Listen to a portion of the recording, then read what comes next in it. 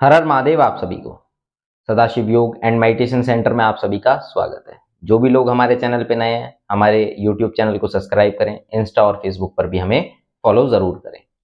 देखिए, मैंने पितृ दोष के बारे में आप सभी लोगों को बताया है, काफ़ी डिटेल में भी बताया है, मगर बहुत सारे लोगों के प्रश्न आ रहे हैं कि हमें पितृ दोष के बारे में जानना है। क्या हम इस श्राद्ध में पितरों को भोग दे सकते हैं? हमें उनकी सेवा किस प्रकार से करनी चाहिए? पितृदोष किस प्रकार का होता है, उससे क्या लक्षण होते हैं? वैसे मैंने इसके बारे में पहले बता रखा है, मगर फिर भी मैं एक डिटेल वीडियो आज बना देता हूँ। सारी चीज़ों को एक ही वीडियो में कंप्लीट कर देता हूँ। ठीक है जी। तो मैं आज आपको पितृदोष से रिलेटेड सारी जानकारी पूरे डिटेल में दूंगा। तो चलिए शुरू करते हैं। देखिए, पितृदोष क्या है? पितृदोष आपके घर के गए हुए जो भी आपके बुजुर्ग हैं, जैसे आपके परदादा दादा, आपके घर के और भी सदस्य, आपके कुनबे के, आपके कुल के और भी सदस्य जो गए हुए हैं, अगर उनकी गति नहीं होती है, ठीक है, तो वो इस पृथ्वी लोक पे रहते हैं। पृथ्वी लोक के बाहर जो पितृलोक है वो उसमें नहीं प्रवेश कर पाते। जब वो इस पृथ्वी लोक पे रहते हैं तो वो पितृ तो होते हैं आपके घर के, मगर वो प्रेत कहलाते हैं, क्योंकि वो इस पृथ्वी लोक पे हैं तो वो प्रेत योनि में ही हैं। आपके घर का पितृ किसी और के लिए प्रेत होगा और किसी और के घर का पितृ आपके लिए प्रेत कहलाएगा। ठीक है जी। इसी तरह से इसकी व्याख्या है। अब हम पितृ को समझते हैं कि पितृदोष किस किस प्रकार का होता है।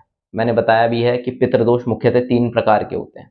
पहला पितृदोष, जब आपके पितृ खुद से ही आपके घर में गलत में चल रहे हों, वो आपसे अशांत हो, नाखुश हों, आपकी किसी कारणों के चलते या किसी भी और समस्या के कारण वो आपके घर में बाधाएं दे रहे हों। दूसरा पितृदोष वो होता है जिसमें पितृ जो है वो किसी तांत्रिक के बंधन में होते हैं। किसी जैसे तांत्रिक प्रेत पकड़ते हैं, तो प्रेत पकड़ने में वो आपके घर के पितृ को भी पकड़ लिया उनने, तो वो बंधन में हो जाएंगे, तो वो वहां से आपको जो है अपनी तरंगे देते हैं, जिसके कारण आपको परेशानियां होती हैं, आपको बाधाएं होती हैं। तीसरा पितृदोष ऐसा होता है कि तांत्रिक आपके ही पितृ को पकड़ के आपके ऊपर ही क्रिया में उल्टा छोड़ देता है। इस तरह से 3 प्रकार से पितृदोष आपके घर में लगाया जाता है। और पितृदोष आप देखोगे तो 90% घरों में पितृदोष है। मैं जो चेक करता हूँ, हर दूसरे तीसरे घर में पितृदोष निकलता है। क्यों? क्योंकि जिस घर में क्रिया हुई है उस घर में पितरों को मलिन करे बिना, उनको हटाए बिना, उनको बंधन में करे बिना क्रिया नहीं की जा सकती। ठीक है। दूसरा, लोग सबसे जो मुख्य कार्य कराते हैं वो पितृदोष ही कराते हैं, क्योंकि पितृदोष के लक्षण ऐसे हैं कि आदमी बर्बाद हो सकता है, प्रेत से भी ज्यादा हानि हो सकती है उसको। तो पितृदोष लोग अधिकतर करते हैं। तांत्रिक भी सबसे आसान इसी को मानते हैं, क्योंकि आप गए, आपसे आपके घर के गए हुए का नाम पूछा और आपके ही घर में उनको भेज दिया और आपके घर में क्रिया करवा दी, तो उनको अपनी तरफ से कोई प्रेत नहीं लगाना पड़ा, उनको अपनी मेहनत ज्यादा नहीं करनी पड़ी। तो ये सबसे आसान क्रिया होती है उनके लिए भी। इस प्रकार से वो क्रिया करते हैं। अब पितृ जब आपके घर में होते हैं तो क्या क्या प्रभाव देंगे, मैं आज आपको इसके बारे में भी बताऊंगा। देखिए, पितरों के प्रभाव होते हैं आपके घर में सबसे ज्यादा रोग दोष बीमारी बनाना, आपकी फाइनेंशियल कंडीशन खराब करना, आपके जो पैसे हैं वो इलाज में, डॉक्टरी इलाज में, किसी केस में, किसी चीज में लगवा देना। ठीक है। दूसरा, आपके घर में बच्चों से रिलेटेड समस्याएं हो जाना। अगर बच्चे होते हैं तो उनको मानसिक रूप से विकास नहीं होगा। ठीक है। मानसिक परेशानियां हो जाएंगी घर में। बच्चे विकलांग रूप से पैदा होंगे। ठीक है। उनको जैसे मिर्गी के दौरे आना, बीमारी हो जाना, बचपन से पैदाइशी कोई बीमारी लग जाना, इस तरह की चीजें पितृदोष में होती है। दूसरा, शादियां टूटती हैं, रिश्ते खराब होते हैं, या तो शादियां होती नहीं है या होके टूट जाती हैं, इस तरह की स्थिति हो जाती है। तीसरा, घर में कोई जैसे भयंकर बीमारी बन जाना, असाध्य रोग जैसे हो जाना, जैसे कई लोगों को जो है शारीरिक अंगों में दिक्कत आना स्टार्ट हो जाती है, हार्ट में, किडनी में, लिवर में, ये भी पितरों के कारण होता है। तो इस समस्या को समझना जरूरी है कि पहले ये पितर से है या प्रेत से है, इसका जो है चेकिंग बहुत जरूरी है, इसको चेक करना बहुत जरूरी है। इसलिए हम सबसे पहले इसको चेक करते हैं, जब तक चेक नहीं करेंगे तो इसका इलाज प्रॉपर नहीं होता है। तो इस तरह से पितृदोष आपके घर में कार्य करता है। और भी बहुत सारे इसके प्रभाव होते हैं, जैसे घर में आपके जॉब से रिलेटेड दिक्कत होना, काम ना मिलना, काम में दिक्कत हो जाना, काम छूट जाना, फाइनेंशियल दिक्कत बनना स्टार्ट हो जाना, आपके घर में जैसे किसी को ना किसी को मानसिक परेशानियां रहना स्टार्ट हो जाना, डिप्रेशन जैसी स्थिति हो जाना। ठीक है। घर में ऐसा आभास होना कि कोई घूम रहा है, सपनों में इनका दिखना, घर सपनों में मरे गिरे लोगों का दिखना, घर के गए हुओं का दिखना, छोटा बच्चा, पानी, सांप, इनका दिखना, तो ये पितृदोष में होता है। ठीक है जी। पितृदोष के और भी ऐसे प्रभाव होते हैं कि वो आपको फाइनेंशियल सबसे नीचे गिराएंगे। क्यों? क्योंकि वो चाहते हैं कि आप उनकी मुक्ति कराएं। ठीक है जी। वो चाहते हैं आप उनकी मुक्ति कराएं और आप उसको इस संसार से मुक्त करें, जिससे वो आप लोगों के ऊपर ये प्रभाव ना दें, नहीं तो उनकी वो बद्दुआ ही होती है जो आपके ऊपर असर करती है। उसके अलावा जैसे पितृदोष जिस घर में होता है, उस घर में अशांति तो बनी रहेगी, लड़ाई झगड़े होते रहेंगे। इस तरह की स्थिति पितृदोष में होगी ही होगी। अब इसका निवारण करने के लिए जो है हम कई तरह के उपाय हमें लोग बताते हैं कि अपने पितरों को कपड़े दे दो, उनके नाम से खाना खिला दो। ऐसा कभी नहीं करना चाहिए।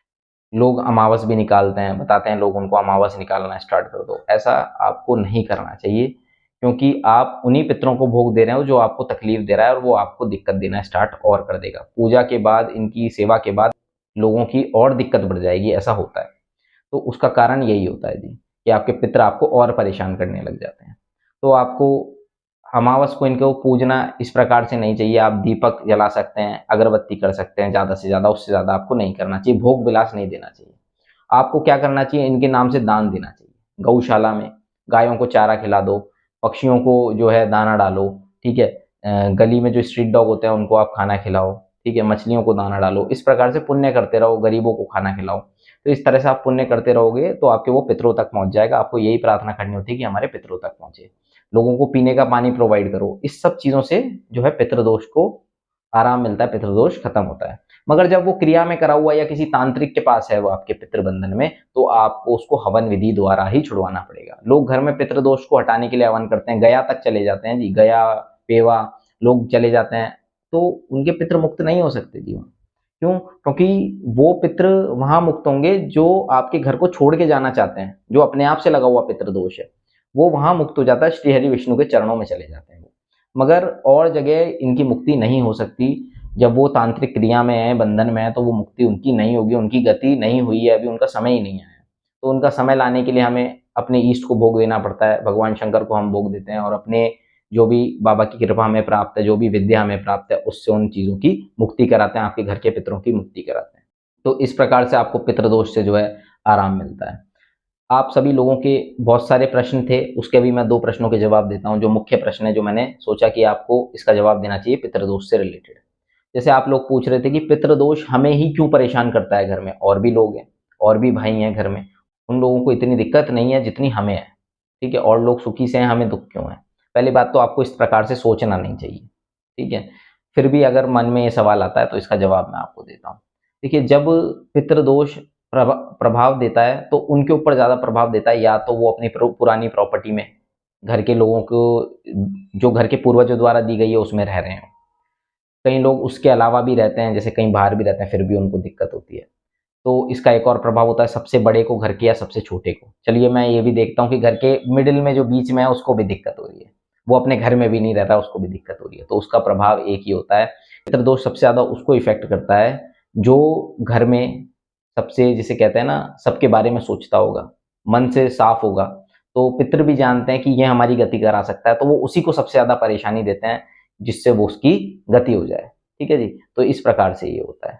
दूसरा, लोगों के प्रश्न थे कि हमें अमावस निकालनी है या नहीं निकालनी। बिल्कुल नहीं निकालनी है अमावस। तीसरा, आप लोगों का एक प्रश्न था कि हम जो इस श्राद्ध में भोग दे सकते हैं अपने पितरों को। बिल्कुल दे सकते हैं। यही श्राद्ध जो मास है, इसी में ही आपको भोग देना चाहिए। इसके अलावा कभी भोग नहीं देना चाहिए। वो भोग आपके पितृ जो स्वीकार करके आपको परेशानी देंगे। अगर आपके घर के पितृ मुक्त हो चुके हैं और आप फिर भी भोग दे रहे हैं, तो वो भोग प्रेत खाएंगे और आपके घर में दिक्कत देंगे। आप अपने पितरों को बार बार याद करेंगे तो भी आपको परेशानी होगी। इसलिए जैसे आप गया पेबा कहीं भी जाते हैं, जैसे गया जी में जाते हैं, तो वहाँ के पंडित आपको ये कहेंगे कि आप अपने घर में इनकी मुक्ति करा रहे हैं, तो उसके बाद इनकी तस्वीर भी किसी के सामने नहीं आनी चाहिए। आप जब भी इनकी तस्वीर देखोगे तो आप इनको याद करोगे, ये आपकी तरफ खींचे चले आएंगे, ठीक है जी। तो इस प्रकार से पितरों की महिमा है। पितृदोष जो है सबसे गहन है, क्योंकि हमारे इलाकों में जैसे राजस्थान, हरियाणा, इधर की तरफ जो है पितृ पूजन बहुत ज़्यादा किया जाता है।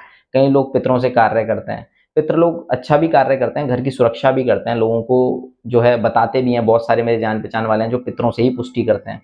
तो वो बहुत तरह के कार्य कर भी सकते हैं, मगर मैं ये चाहता हूँ कि उनकी जब उनका समय पूरा हो चुका है, उनने शरीर छोड़ दिया है, तो उनको इस संसार में रहने का कोई हक नहीं है, और कोई हमें उनको रोकने का भी हक नहीं है। हमें उनकी मुक्ति करा देनी चाहिए। हमें उनको जो है पितृलोक में उनका गमन करा देना चाहिए। वो वहीं से अपनी दुआ, वहीं से अपना आशीष हमें देंगे। हमारा घर जो है फलेगा फूलेगा। जिस घर में पितरों की कृपा होती है, उस घर में पैसे की कभी कमी नहीं रहती, ठीक है। सारे सुख उनको प्राप्त होते हैं। तो इसी प्रकार से आप अपने घर के पितरों की मुक्ति कराएं। और भगवान शंकर की कृपा प्राप्त करें। हर हर महादेव आप सभी।